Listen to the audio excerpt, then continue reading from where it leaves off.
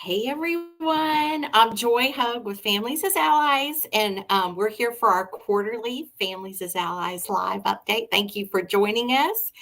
And we're going to take a minute and go around the screen and let everyone who's here introduce yourselves. And you can start, Nikki. Oh, I think you're muted. I'm sorry. I'm Nikki Flippins Willis, and I'm in Hattiesburg, and I work here at Families as Allies. Karina. My name is Karina Price. I'm a family partner with Families as Allies. Jackie. Hi, I'm Jacqueline Taylor. I'm the office manager for Families as Allies. And last but not least. Hi, I'm Henry Moore. I'm right here in Jackson, Mississippi, and I work with Families as Allies. And you guys do great work, and I'm so glad that we're all part of a team. And it was just Henry's birthday, so we'll start off by saying happy birthday, Henry. Hope it was a good one. Hey, it was a blast. All right. Well, we want to update everyone on some different policy things that are going on, and sometimes policy can seem heavy and dry. And I didn't know if any of y'all had any thoughts about why it's important that we go over some of this stuff. Any thoughts from any of y'all?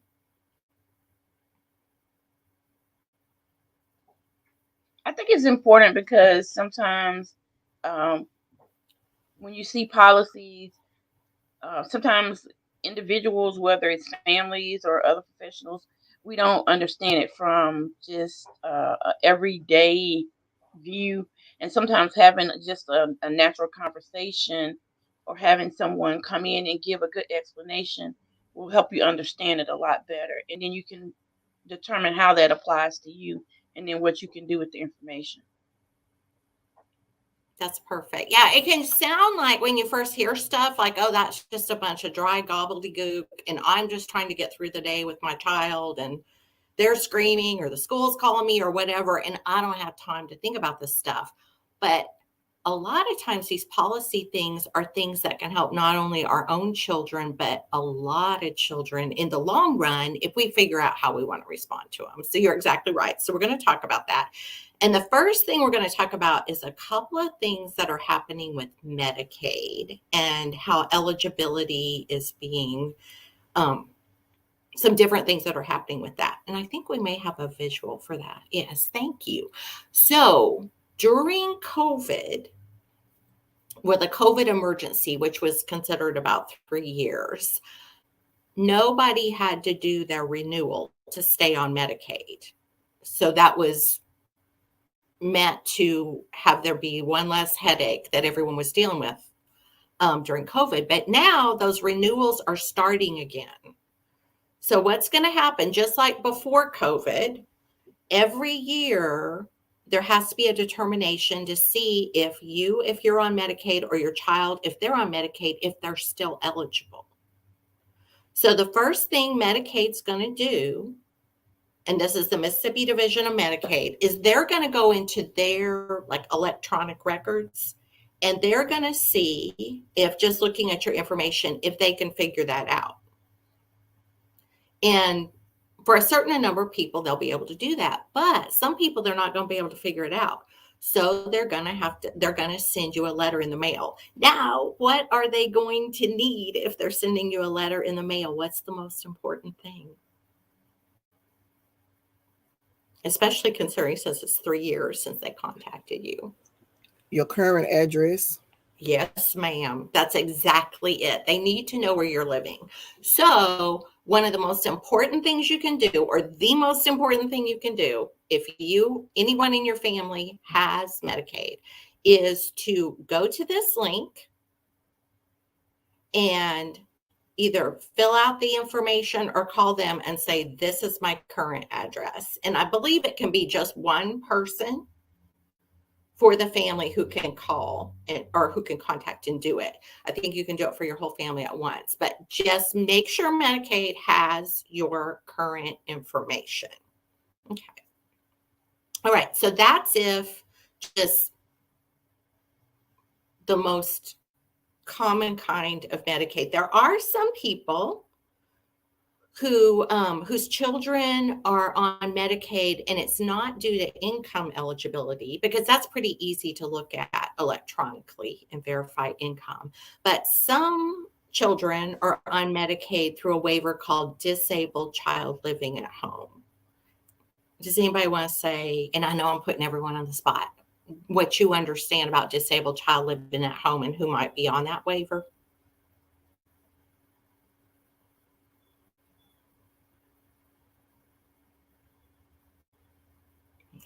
It's a child who might otherwise, birth to 19, who might otherwise be in some sort of institution, like a facility for people with significant developmental disabilities, a hospital, nursing home, but who can live at home with the right kind of care, but that's their level of need.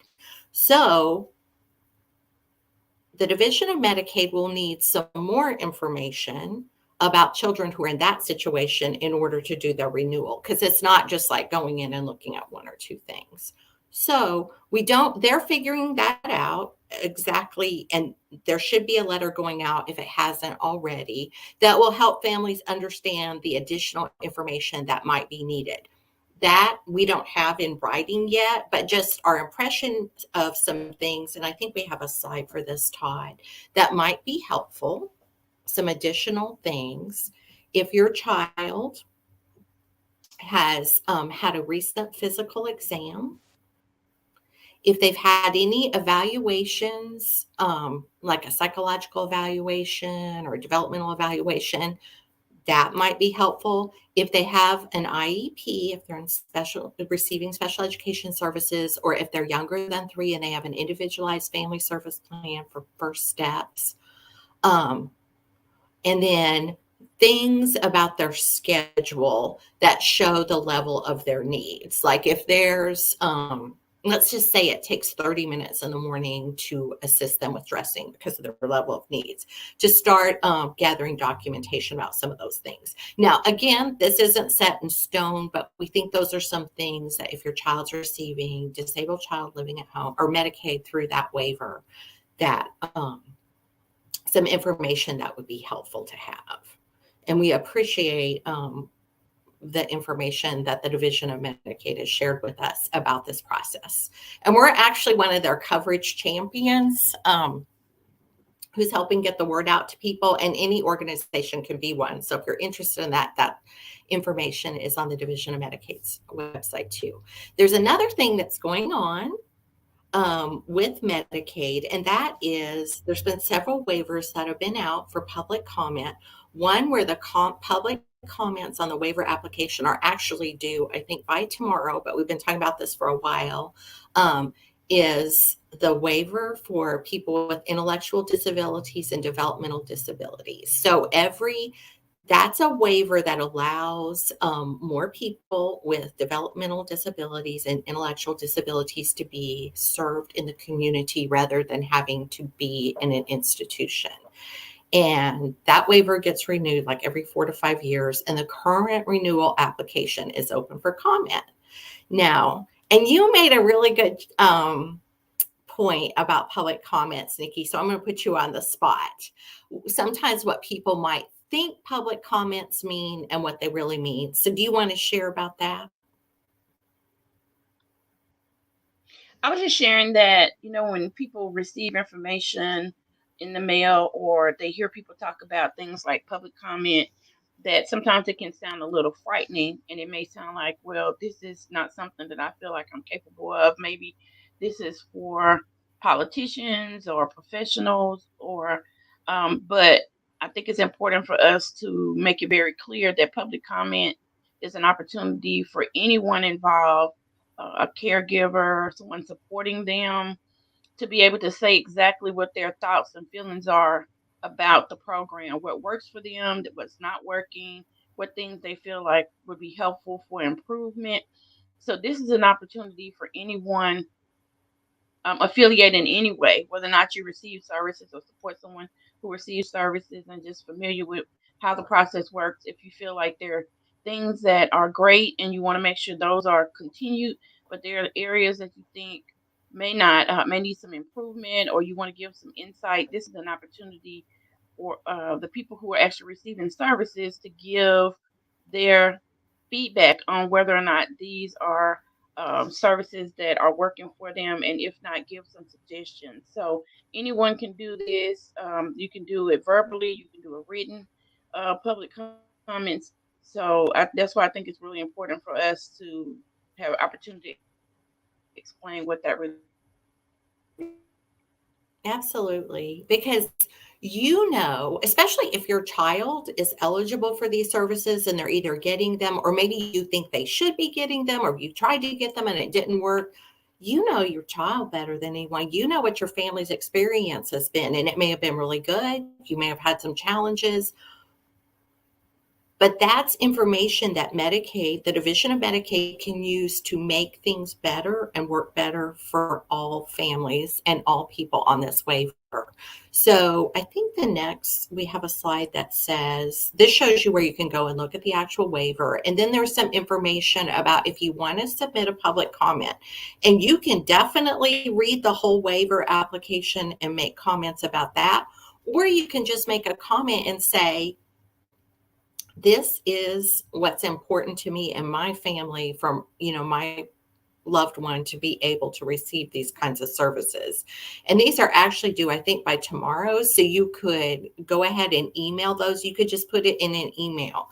Something we hear a lot is like people having to wait a long time for these services. So if you want to say that, you can just email the Division of Medicaid at this DOM policy at medicaid.ms.gov and just let them know. Or you might say, this is a really good service that we received on the waiver, maybe like a really good respite care provider, and we think there should be more of this, or we wish there was this kind of service available. So that's the kind of information state agencies need from real people on the ground who are experiencing these things to know how to make them better. Now, one thing that has happened, yes, that's exactly where you can send your public comments. And if you hear anything on this live and you don't get all the information you need, you can call us and we will help you get it.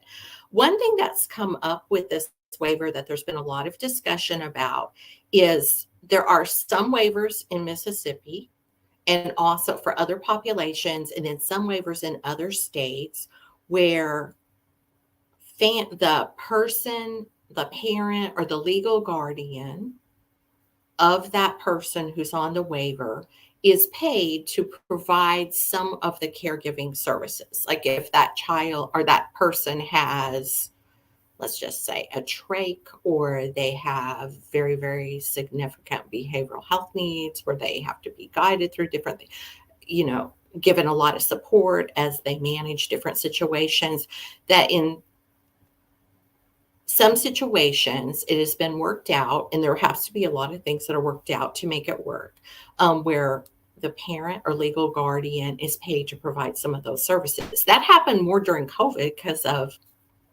the workforce shortages, and just families were at home more.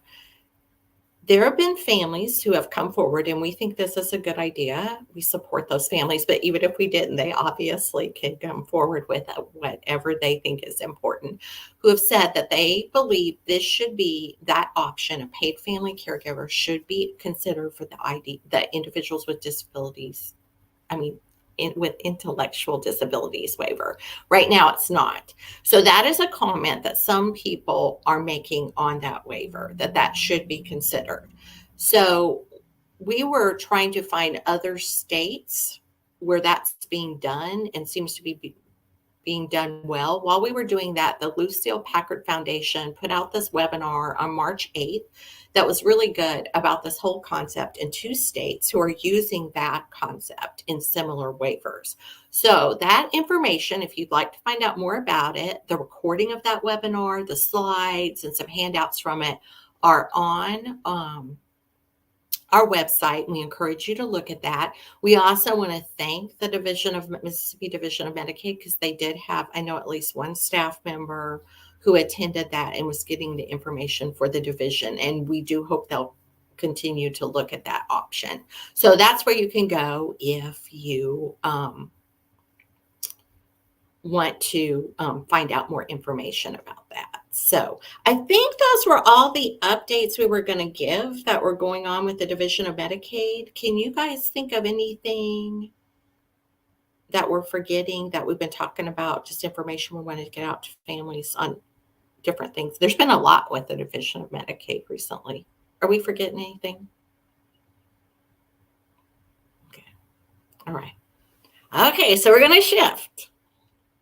And we're going to talk about this survey that's out about the mental health system.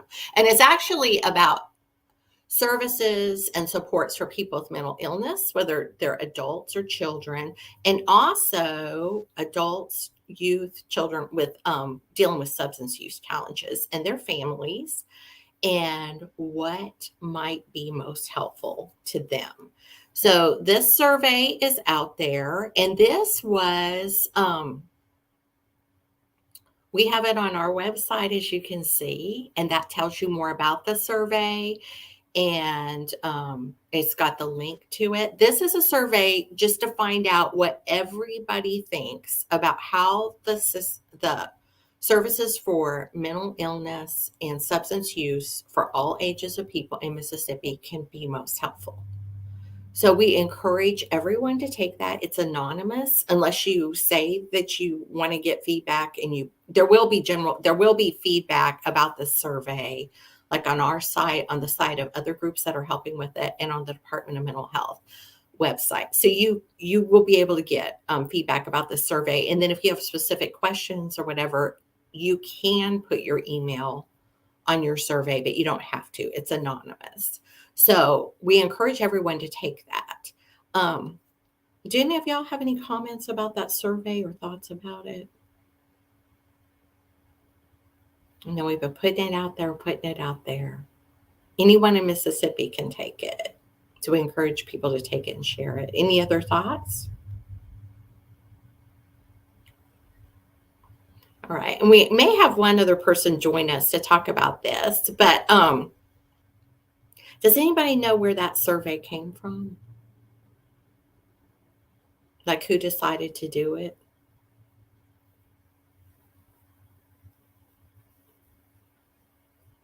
Were you saying something, Karina? I think you're on mute is going to be the phrase of the decade, I think. So what were you saying, Karina? I think the survey came from the Joint Planning Council, the ICCY. It did. It's a Joint Planning Council. You're right. There's all these different things out there, but you're right. This is Joint Planning Council. Exactly. Any ideas what that is? That sounds like another thing that's gobbledygook and jargony, but it's actually a really cool thing. Anybody? Because it can be hard to get all this stuff straight. It's a council that I guess that works together when it comes down to block grant money and determining, like, I guess how the money to be spent, and just talking about basically what's needed in the community, and what is the best way to spend the money that's going to help all citizens with disabilities and challenges. That is perfect. I think we should put Karina in charge of the next Families as Allies Live. What do y'all think? Because probably people are getting tired of me. Don't you think Karina should be in charge? Excellent, excellent. And I also saw our friend Jody shared a comment with us about she's been getting it out to as many diverse populations as possible to get the most feedback possible. That is amazing. And that's what we want everyone to do. We want everyone to take it and then just share, because we need as much feedback as possible. And hey, Monica, it's good to see you. So you are exactly right, Karina. There is, and this is actually a federal law. Every state, okay, first of all, there's different ways money comes from the federal government to the state. And one way it can come is in block grants, where it's like a chunk of money, and the federal government says, we know every state is different, so it's going to work differently in each state, what might be the best way to spend this money. So we're going to let the state decide that. Now, We have seen things in the news in our state where that did not go well in certain systems. So there is potential for abuse. But hats off to the mental health system because, first of all, in the mental health system, there's a law that says this is in order to figure out how this money, when it comes to mental health and substance use support, should be used, support for to help people with substance use challenges. There has to be this council that helps decide. And they are called the Joint Planning Council because it's people who have an interest in mental health and mental illness, and also people who have an interest in helping people with substance use. So that council is supposed to help assess the system every year and help the State Behavioral Health Authority, which in our state, that's the Department of Mental Health, make recommendations on the best way to spend that block grant money. And that's what this survey is. Now, that council has, it's been around for a while, but hats off to the Department of Mental Health. They have really been allowing that council to step forward and really do those things. And so this survey was developed by that council with support from the Department of Mental Health, like support with typing and getting it out and, some ideas. But is that council, which is made up of people with mental illness, people dealing with substance use challenges, their families, other groups that are interested in supporting those people, other state systems, that's who created this. So, and I know I'm biased because I helped create it, but I think it really does let people say what they really think. So if you think something's really good, you can put it on there. And some things to keep in mind when you take this survey, it's very, very open. So I thought that we already have. Maybe that's what you think, and of course that's fine. But this money can be used in other ways. And it doesn't have to be just within the mental health system. And I'll give an example. Now, this isn't paid for with block grant fundings, but this is something that's not in the mental health system that really helps mental health. I think we all know about CHAMP, which is a consult line any pediatrician or nurse practitioner in the state who deals with children can call and talk to a child psychiatrist or child psychologist and get help to help that child in their practice. So that child doesn't have to go somewhere else to get mental health help. So that's something that's not in the mental health system, but really helps mental health. So you might have an idea like that, like something that would help in the workplace, in schools, whatever. All those things we want to hear and we want to know on the council. So, and I think, Todd, you can go ahead. We'll look at just for a second about the law that established these mental health planning councils. Or actually, you can tell which side I was on. There used to be a separate mental health planning council and then one for substance use. And now we joined as the Joint Behavioral Health Planning Council. So sometimes I call it the wrong thing, but it's in federal law. And again, its purpose is to review plans for how the block grant money should be spent, how the state should do that.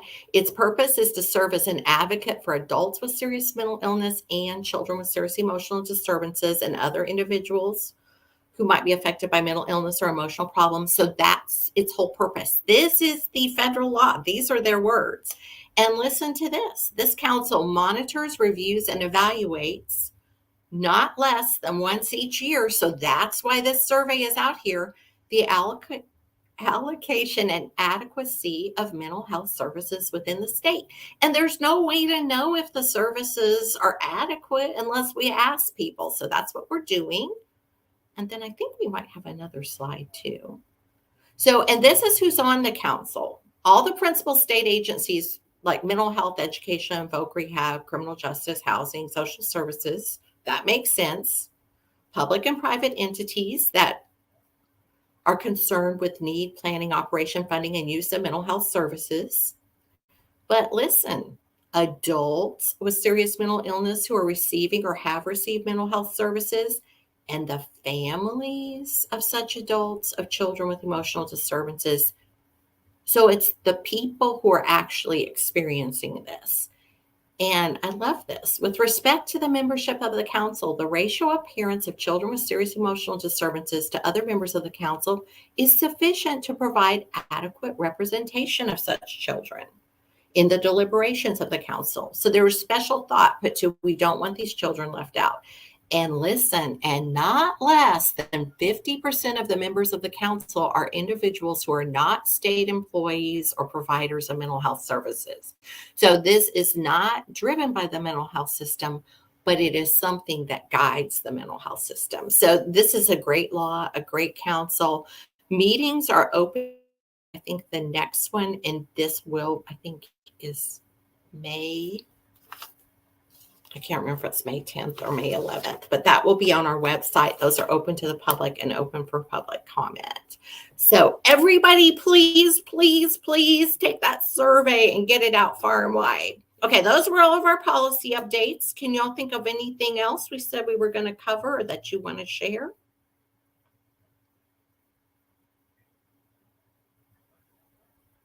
And nobody in this group is ever quiet until I ask a question.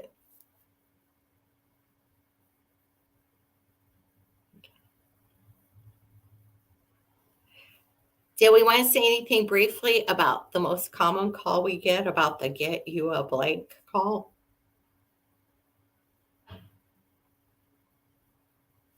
You're nodding, Karina. We're going to put you in charge again. I guess I am in charge right now, Henry. We get a lot of calls, especially this time of year with the school ending and going, and a lot of parents are getting ready to do their end of the year IEPs. And sometimes when school is getting ready to end, that's when schools find reasons that they don't want the child in school anymore. The child has a behavior problem, especially when it gets down to testing times. So they tell you got to get you an advocate. And you are the best advocate for your child. We're here to support you in every way, what you want and what you feel is best for your child.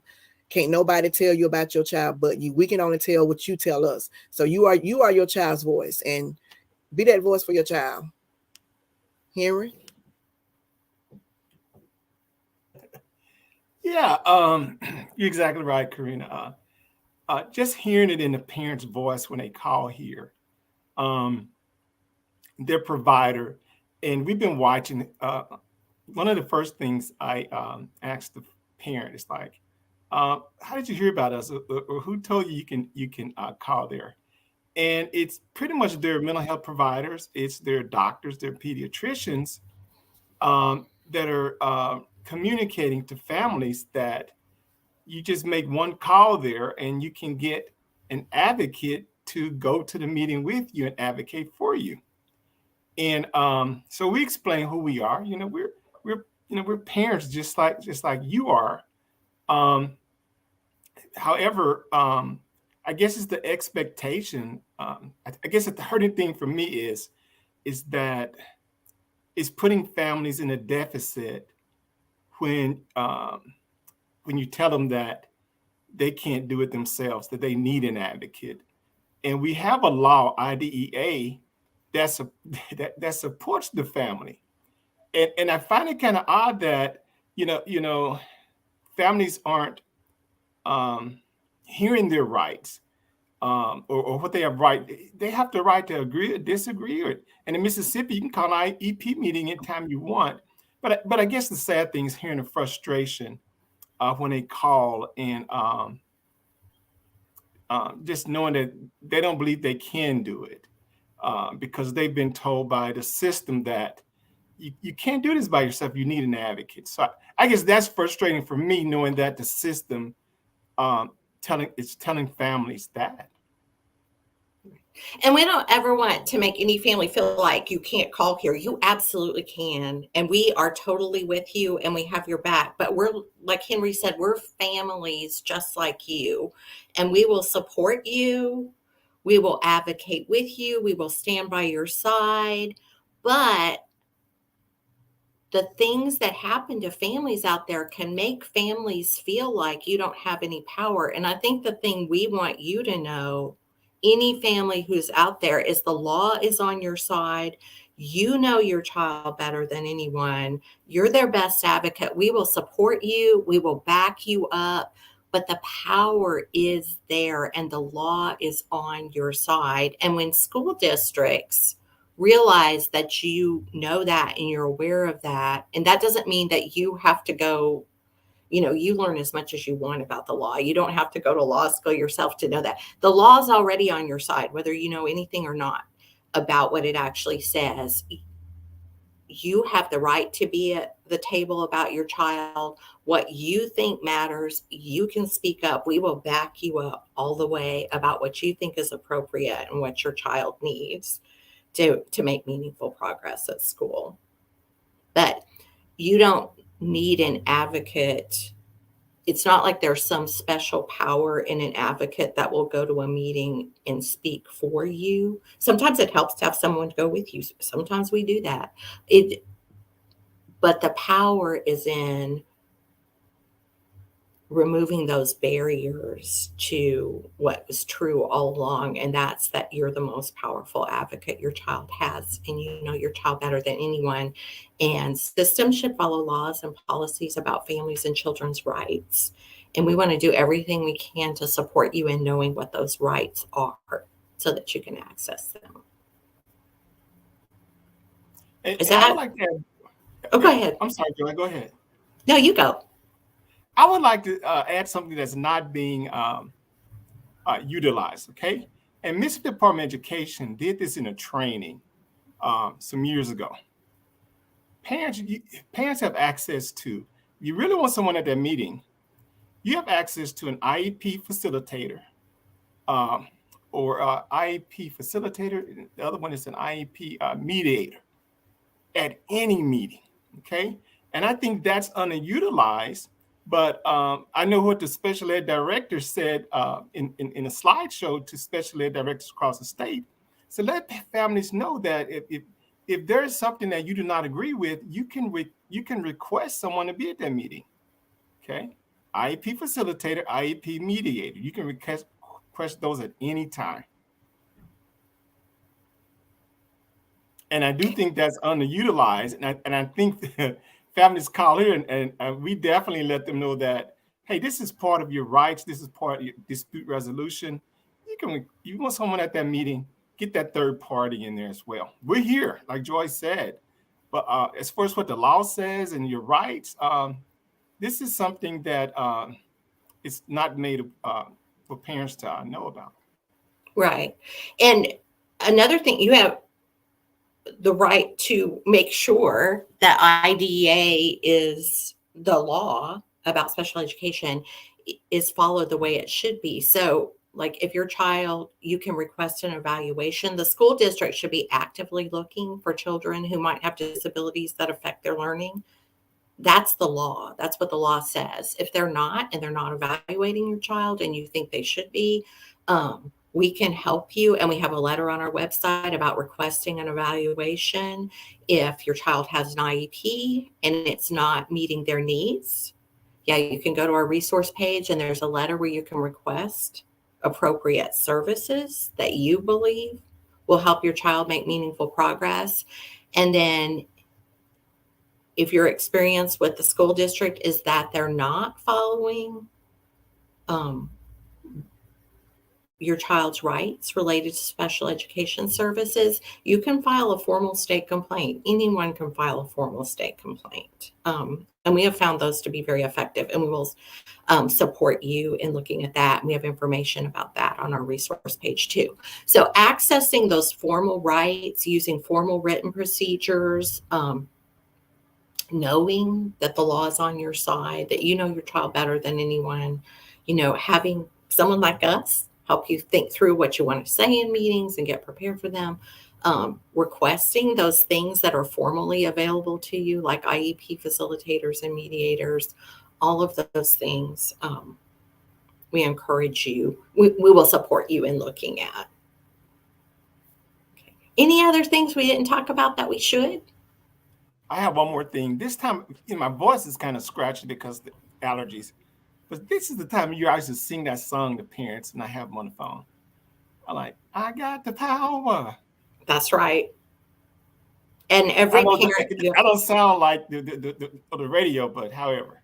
yeah, but everybody does have that power. Yeah, you're not getting a lot of fans in your singing voice, but yeah, the power is within you. And